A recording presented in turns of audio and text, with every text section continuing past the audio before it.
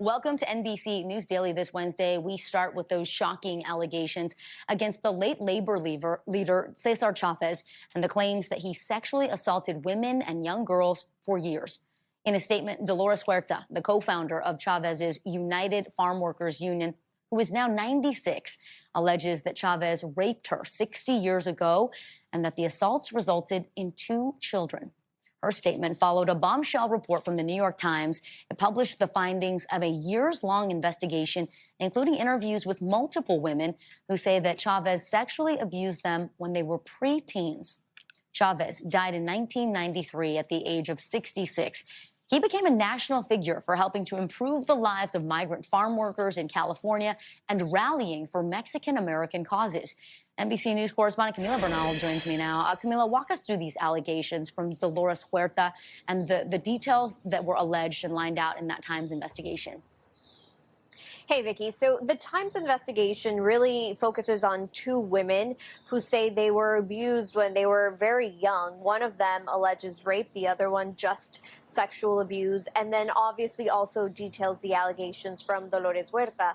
Dolores Huerta released a statement confirming all of this, saying that she had 2 unwanted sexual encounters with Cesar Chavez, and she says she's held this secret for 60 years, but decided that this was a time where she needed to speak out because other women were victims as well. And so she details actually having 2 pregnancies as a result of this, hiding these children, and recently having told these children that she is their mother and that he, Cesar Chavez, is their father. There are many statements from not just Dolores Huerta, but also from Cesar Chavez's family, a lot of them saying they are shocked and saddened by the news, recognizing a lot of what these women detailed in the New York Times article, but the family also grappling with who they knew him to be and saying they need some time to go through all of this and essentially figure out how they feel about it. But in general, so many advocacy groups and organizations have released statements essentially saying that they're shocked by these allegations and that they might make changes moving forward, Vicky. Yeah, it is stunning. Here's a question. So as we know, just someone who does these type of crimes tries to overcompensate. At least that's my thinking. Do you think that he was so active and fighting for the rights and just being so considered a good man because he was hiding this deep, dark secret? Or is it just 2 sides of the same coin, where he also wanted to fight for the rights of people, but also wanted to take what he could from women? There are a lot of people out there who are hiding behind a mask or a facade they've made. Something that deep down people would hold against them. But we'll have to see if more details come out, if they can ever truly prove this situation. Let's go over into it and let's keep going. All the way around. Camila Bernal live in Los Angeles.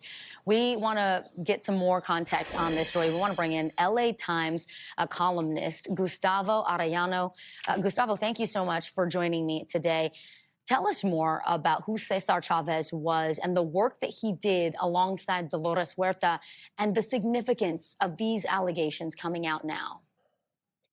Cesar Chavez was a titan of American civil rights, one of the few Latinos who are nationally known. Of course, he first became famous for fighting for the rights of farm workers in the fields of California in the 60s and 70s, earned the praise of Martin Luther King. He famously had a fast protesting or advocating for nonviolence that was broken by breaking bread with Robert F. Kennedy. Along with Dolores, they would, for the next decades, push their advocacy of farm workers across the country and if not the world.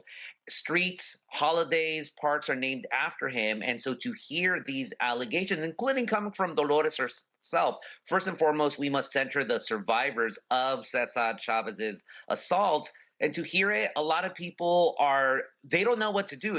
People are just stunned right now, heartbroken, stunned, disappointed, anger, all of those and more.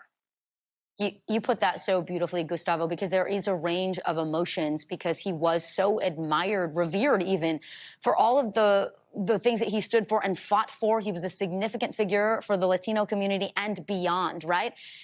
Do you think this Times investigation and people like Dolores Huerta coming forward, could we see more victims? I covered the Catholic Church sex abuse scandal. There is never just one survivor of an abuser. There will always be more. The Times article documented 2 women who went on the record, including who were molested as young women, as teens. You have Dolores Huerta. It's inevitable. It's inevitable, and I think that's why it's important right now to note that yes, there's going to be so much reckoning to come. That does not remove the movement that both Dolores and Cesar and these women believed in. But I think it does disabuse us of the fact that our heroes are somehow perfect and we should look up to them. They're human. In this case, they're men. And we all know how that goes. Now, I was just about to ask, does this revelation or this confession from these women, does this take away from all the stuff that he's done? Because he's fought for civil rights for Latinos, he's fought for civil rights for the black people. Does that take away from everything he's accomplished or tried to do? Or does it just be stained by what he's done in the past or what he was constantly doing? Let's keep going. Tell me, Gustavo, from the way that you've historically covered, sexual abuse scandals and allegations, especially involving high-profile figures, what does this now mean for the legacy of Cesar Chavez?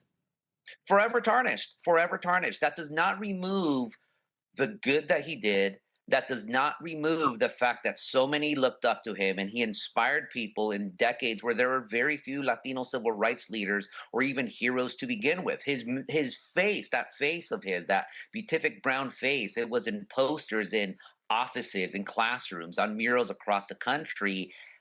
That is forever tarnished. What's going to happen next? Will they be removed? Will these streets and parks be renamed after him? That is for those communities to decide. But we can no longer speak of Cesar Chavez as this secular saint because saints do not do those things. Saints do not abuse women. That's just not what it is. And my hope now, though, is that the people that did love Chavez, that did adore him, that they move that adoration onto the movement and especially reach out and be with the survivors. Yeah. Be with the survivors. That's a good point that he made. It's someone who who did terrible things, but also in their life did great things for the human people. It's hard to separate that, but the movement itself that he fought for is a movement that we all need to fight for. It's tragic that, well, it's not tragic. I'm happy that this information has come out because you can't, believing that your heroes or the people who you think truly fight for you, that they did nothing wrong. It can hurt you. But let's go over into this next video and see what else we can find out about this whole situation. A big story that we're following this afternoon is that the New York Times has released a shocking investigation into allegations of sexual abuse at the hands of labor leader Cesar Chavez. The late civil rights activist is now facing allegations that he sexually abused girls for years. And now fellow labor leader and activist Dolores Huerta is saying she is one of his victims. She writes this: as a young mother in the 1960s, I experienced 2 separate sexual encounters with Cesar. The first time, I was manipulated and pressured into having sex with him, and I didn't feel I could say no because he was someone that I admired, my boss, and the leader of the movement I'd already devoted years of my life to. The second time, I was forced against my will and in an environment where I felt trapped. She goes on to say both incidents of sexual abuse resulted in pregnancies by Chavez. She says she carried this secret as long as she could because building the movement and securing farm workers' rights was her life's work.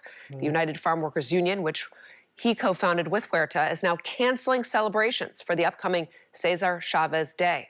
Crown 4's Jack Malmut has more. They have a day named after him. A whole day. Now, here's a question.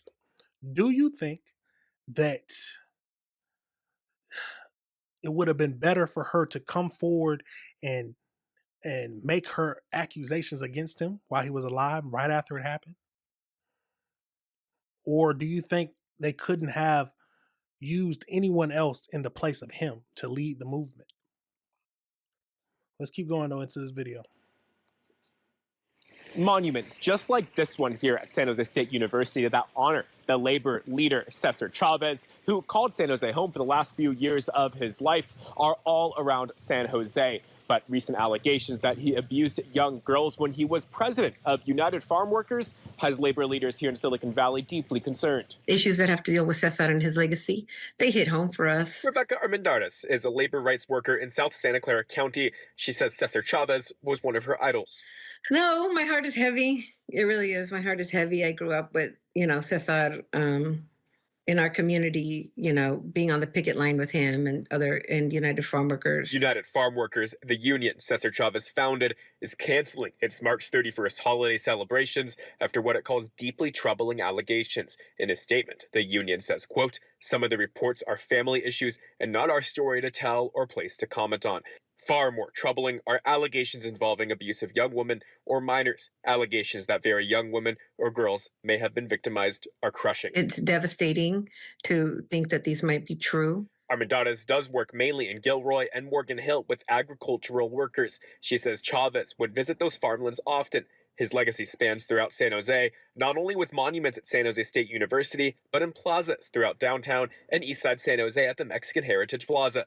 Allegations against Cesar, 30 plus years after his death are hard to take. They're hard to hear. What happened behind closed doors may now be in question, but a legacy of cementing workers' rights lives on. Those things will continue, right? They saved the lives and improved the lives of thousands of farm workers, and they will continue to do so through that legacy. And while United Farm Workers has went ahead and canceled its event to honor Cesar Chavez on March 31st, other organizers here in San Jose who normally plan events in years past here in Silicon Valley to honor Cesar Chavez, those plans to hold events on March 31st are still yet to be decided. Reporting here in San Jose. Now, should they remove the monuments? Should they remove the monuments of this man?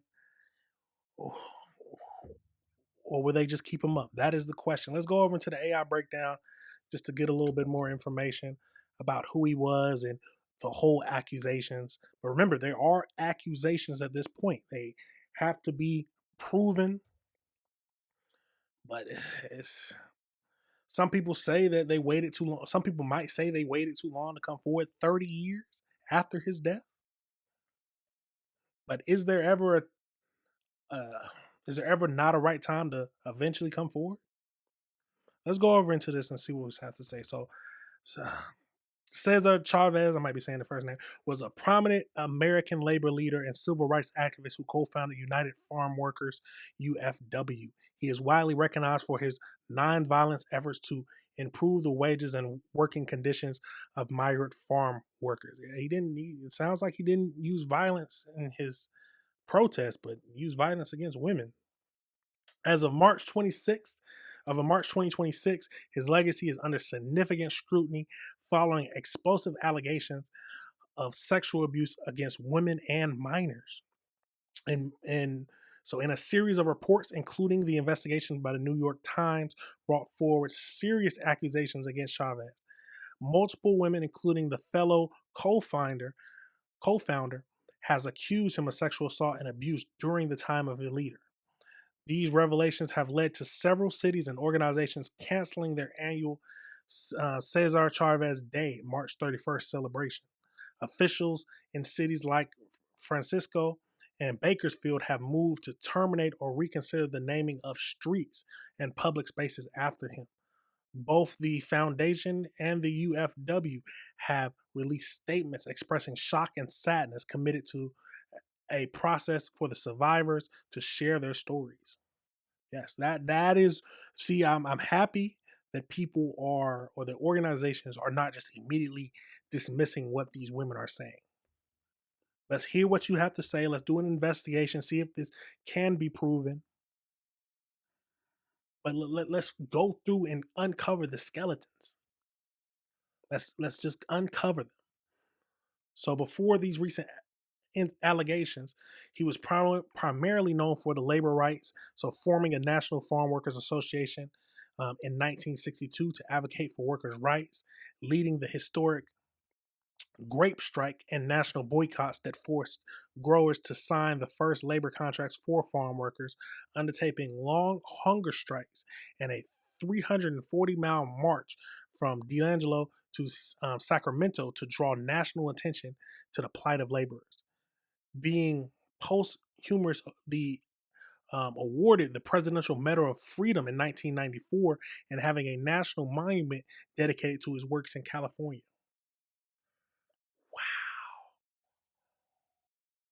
He was celebrated everywhere, and this whole situation just leaves a stain on his legacy. So let's see, so the foundation and United as partnered to create safe external and confidential channels for individuals to report historical harm and seek repair. The organizations have committed to providing trauma-informed mental health services and other assistance to survivors. The foundation is investing in resources, reviewing and strengthening its current workplace culture to ensure safe environments for all employees. So as we know, they're redirecting focuses and local events have been canceled. So the state university has covered its 30-year-old statue of Chavez as the first step towards permanent removal, taking it down right away. Officials are reviewing the renaming of public parks and avenues.